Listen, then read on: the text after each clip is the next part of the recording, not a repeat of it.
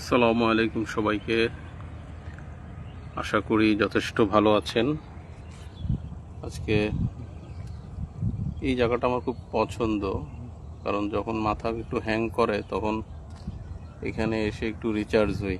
আর কতদিন এই দিয়াবাড়িটা পাবো সেটা জানি না, তো যতদিন আছে ততদিন এটার সঠিক ব্যবহারটা করে নিই। তো যাই হোক, আজকে 20 বছর ধরে এইচআর ফিল্ড নিয়ে কাজ করতেছি।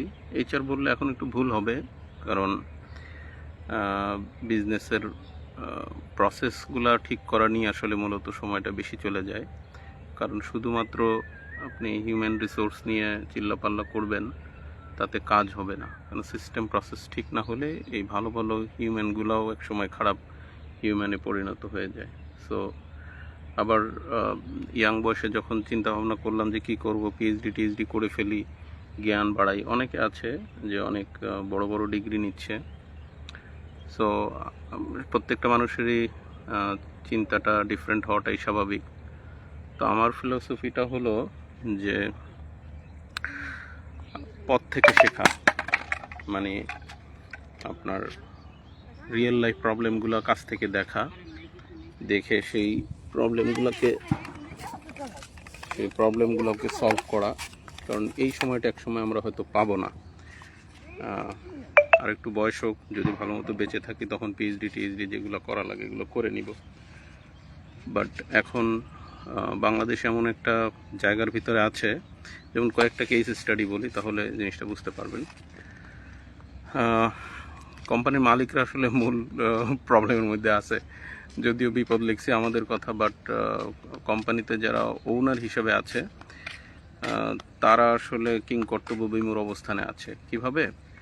ধরুন, যখন কেউ একটা ইআরপি কিংবা একটা সলিউশন নিয়ে যায় তখন অনেক বড় বড় কথা আসে, কিন্তু বাস্তবে যে দেখবেন বাংলাদেশে সবাই বলার সময় বলে যে আমার ইআরপি আছে, ওরাকেল আছে, এটা সেটা অনেক কিছু আছে, কিন্তু যা দেখবেন দুই একটা প্রসেস ছাড়া মানে ইন্টিগ্রেটেড যে সলিউশন এই জিনিস খুব একটা সাকসেসফুল হবে মানুষ করতে পারছে বলে আমার কাছে মনে হয় না। আমার কথাগুলো হয়তো রিসার্চ ভিত্তিক নাও হতে পারে, আমাদের এক্সপিরিয়েন্স থেকে আমরা বলছি। বলার সময় হয়তো মার্কেটিং টুল হিসেবে ইউজ করি অনেক সময় যে আমাদের ইআরপি আছে এইটা সেটা, হ্যাঁ, কিন্তু বাস্তবে গিয়ে তার 10%ও ব্যবহার হয় না। তো যাই হোক, যখন একটা সলিউশন নিয়েই ফেলে, কেউ তো 10 কোটি 20 কোটি টাকাও খরচ করে, কেউ হয়তো 20 লাখ 30 লাখ টাকা খরচ করে, হ্যাঁ। সো 50 দেখা গেল 50 কোটি টাকা খরচ করতেছে শুধু এই সিস্টেমের পিছনে, হ্যাঁ, কিন্তু যাদেরকে সিস্টেম দিবেন ওরাই তো রেডি না। আবার সিস্টেমের যে আর্কিটেকচারাল ডিজাইন আমাদের মতো করে এটা অনেকে আবার তৈরি ঠিক মতো করতে পারে না আর কি, হ্যাঁ। পিপল রেসিস্টেন্সি এগুলো তো আছেই। মালিকরা তখন আবার কি করে যে তারা আবার চেষ্টা করে ব্যর্থ হয়ে আবার তারা কি করে, যারা ইআরপি নিয়ে কাজ করতে আসে, সফটওয়্যার ইন্ডাস্ট্রির ছেলে পান, ওদের কি তখন নিয়ে আসে ওই তার মেইন ব্যবসা বাদ দিয়ে তারা হলো তখন সফটওয়্যার ব্যবসায় নাইমা পড়ে আর কি, হ্যাঁ। না হয় এইটা, না হয় ওইটা। বাংলাদেশে কিন্তু এমন কোনো মানে খুব একটা কোনো প্রোডাক্ট নাই, ঠিক আছে। ওই বিডি জবসের মতো একটা দুইটা প্রোডাক্ট হয়তো আছে, বাট তাদের আর ডিজাইন অত ওয়ার্ল্ড ক্লাস না, হ্যাঁ। কিন্তু ফেসবুক, অ্যামাজন কিংবা এরকম কোনো প্ল্যাটফর্ম কিন্তু আমাদের বাংলাদেশে এরকম হয় না। এর পিছনে অনেকগুলো কারণ আছে। বইয়ের থেকে যেগুলো বের হয় এগুলোর 50টার মধ্যে 49টাই দেশের বাইরে চলে যায়, ঠিক আছে। একটা থাকে হয়তো মা অসুস্থ, বাবা অসুস্থ, যার কারণে। আর ওই একটারে নিয়ে ধরেন অনেক কাড়াকাড়ি অনেক কিছু হইতেই থাকে, ঠিক আছে। আর যারা যারা যারা অন্যরা যারা আছে তারা আসলে বেসটা আবার ওইরকম ভালো না, ধৈর্যটা ওই ধৈর্যটা আবার ওই লেভেলের না। সফটওয়্যারের লোকজন যেই পরিমাণ চাকরি চেঞ্জ করে, ঠিক আছে, আজকে এখানে 50,000 টাকা, কালকে লাভ দিয়ে 80,000, তারপরে 1.5 লাখ, তারপরে চাকরি নেয়, না হলে দেশের বাইরে চলে যায়, হ্যাঁ। সো এই সব মিলা তো এই যে জেনারেশন যারা এখন তৈরি হইতেছে এদের নিয়ে তো আসলে সত্যি কথা বলতে রিসার্চ করা দরকার। এই যে ঢাকা ইউনিভার্সিটি এরা যে কী করে টরে বুঝি না আর কি, হ্যাঁ। কিংবা ভালো ভালো রিসার্চ ইনস্টিটিউট যেগুলো আছে বিভিন্ন ইউনিভার্সিটির, এগুলো এই জেনারেশনকে নিয়ে আসলে তাদের কাজ করা দরকার।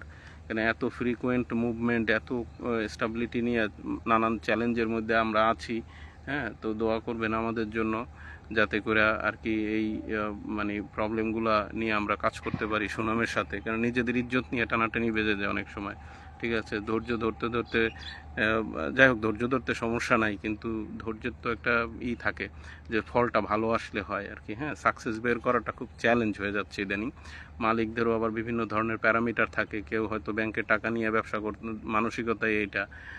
ঠিক আছে, রিয়েল ব্যবসায়ী তো খুঁজে পাওয়াটা খুব মুশকিল হয়ে যাচ্ছে। আর যারা রিয়েল ব্যবসা করতে যায় তাদের আসলে মাথা ভারী এমনভাবে হয়ে গেছে যে তাদের আসলে এই যে অপারেটিং কস্ট টস্ট এগুলো এমনভাবে দিন দিন বেড়ে যায়, না আছে তাদের কোনো সাকসেশন প্ল্যানিং, না আছে সিস্টেমের ডেভেলপমেন্ট। আবার যে করতে গেলে যে ধরনের মানসিকতা প্রয়োজন, যে একটা সিস্টেম শুরু থেকে মানে ফরেন কোম্পানিগুলো যেগুলো করে তারা শুরু থেকে সিস্টেমেটিক ওয়েতে আগানোর চেষ্টা করে। ঠিক আছে, যেমন গতকালকে আসলাম ইন্ডিয়া থেকে, কয়েক কোম্পানির সাথে মিটিং টিটিং করে, যে ওদের ভিতরে একটা টেন্ডেন্সি দেখলাম যে তারা ওয়ার্ল্ড ক্লাস প্ল্যাটফর্মগুলো ইউজ করার চেষ্টা করে। হ্যাঁ, এখন বাংলাদেশে যা দেখবেন যে ম্যাক্সিমাম কোম্পানি তাদের নিজস্ব সফটওয়্যারের লোকটা রেখে তারা হলো নিজেরা তৈরি করে। এখন ওই সফটওয়্যারের লোকটা যখন চলে যায় তার উপরে ডিপেন্ডেন্সি চলে আসে। ঠিক আছে, মানে পাওয়ার প্লে তারা করতে থাকে, কিন্তু এটা আসলে হওয়া উচিত না। আপনারা ওয়ার্ল্ড ক্লাস প্রোডাক্ট ইউজ করবেন, দরকার হলে ওইটার মধ্যে সুন্দর করে আস্তে আস্তে করে জিনিসগুলোকে রেডি করবেন আর কি। হ্যাঁ, আর এরকম বিদেশি অনেক কোম্পানিরা আসে, ইন্ডিয়া, শ্রীলঙ্কা, হ্যাঁ, এদের থেকে লোক আসে, তারা তাদের প্রোডাক্টগুলো আবার দেশের প্রোডাক্টগুলো এনে এখানে বিক্রি টিক্রি করে। এই সব ব্যাপারে আপনারা সবসময় সাবধানতা অবলম্বন করবেন। ঠিক আছে, আর এই জেনারেশনের প্রতিও রিকোয়েস্ট থাকবে, বাবা হয়েছে তো অনেক কিছু জীবনে করতে পারবা, একটু দেশের জন্য কিছু করো। ঠিক আছে, একটু মাথা ঠান্ডা করে করো আর কি। হ্যাঁ, কথায় কথায় রাগারাগি, কাস্টমারদের সাথে ধরো নিজেকে ডিফেন্ড করা, মানে কথায় কথায় লজিক, হ্যাঁ, এই লজিক টজিক এগুলো দিতে দিতে দিন চলে যায়, কিন্তু এদিকে কাস্টমারও অখুশি থাকে, মালিকও বিপদে থাকে। ঠিক আছে, কারণ দিন শেষে বেতন তো মালিককে এনশিওর করতে হয়, না হলে তো আবার ভাঙচুর অমুক তমুক এগুলো তো আছে।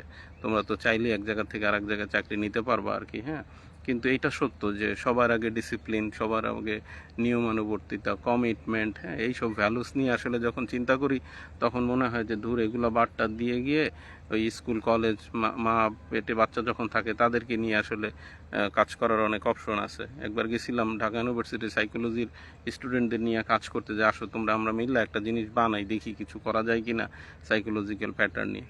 তো অনেক দিন তাদের পিছনে দৌড়দৌড়ি করলাম, করার পরে আমরা যেটা বুঝলাম যে সবাই বিসিএস দেওয়ার জন্য তাদের মন মানসিকতা, ধ্যান, এগুলা এইসব মানে ক্রিয়েটিভ ব্যাপার স্যাপার নিয়ে কাজ করার মানসিকতা নাই বললেই চলে। তো যাই হোক, এখন এই যে মালিকদের এই বিভিন্ন ব্যবসা মানে দেখলেই করতে হবে এমন মানসিকতাটা খুবই খারাপ। এই মানসিকতা করেন না, নিজেরা এত সফটওয়্যার ইন্ডাস্ট্রি বানানোর দরকার নেই, করলে সেটা আলাদা কথা, তখন আপনি ওইভাবে প্ল্যান করে করবেন। নিজের লাগবে দেখে নিজে 10টা লোকরে নিয়ে আসবেন, অন্য কোম্পানির যারা সফটওয়্যার নিয়ে কাজ করতে আসছে ওদের লোকরেই বাগায় নিয়ে যাবেন। হ্যাঁ, এই মানসিকতাগুলো থেকে বের হওয়া।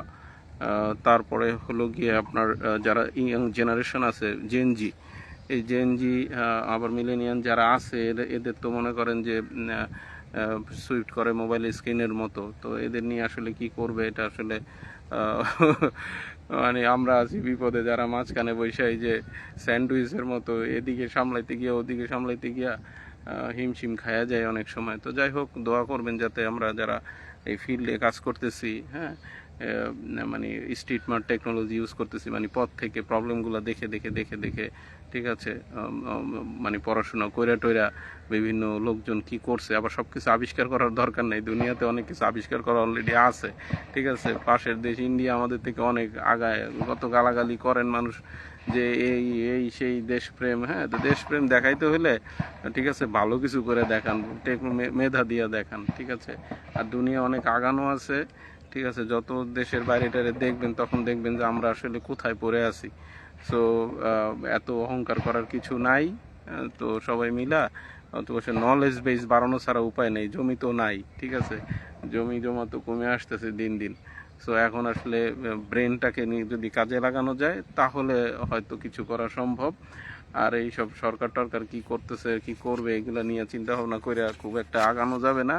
প্রাইভেট ফার্মগুলোকেই আগায় আসতে হবে দেশের উন্নয়নের জন্য। ঠিক আছে, সরকার অবশ্য এগুলা কি করবে না করবে এটা তাদের ব্যাপার, অত বড় কাজ আমাদের না।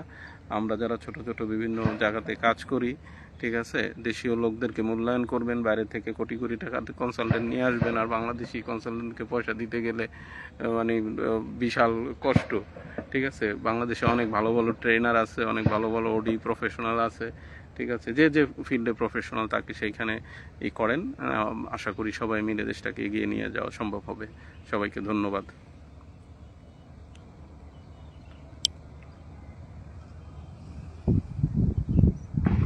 এটা হলো আমার সাইকেল, ভালোই নিরিবিলি পরিবেশ। Bye bye.